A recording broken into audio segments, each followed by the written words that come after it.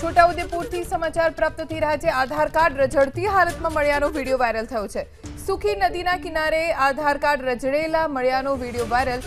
જાગૃત નાગરિકે વિડીયો બનાવી સોશિયલ મીડિયામાં વાયરલ કર્યો। વાયરલ વિડીયોની એબીપી અસ્મિતા પુષ્ટિ નથી કરતું।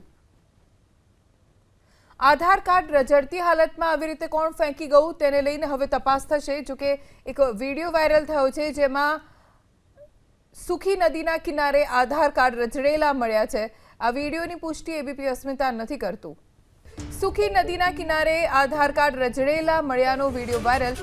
જાગૃત નાગરિકે વિડીયો બનાવી સોશિયલ મીડિયામાં વાયરલ કર્યો।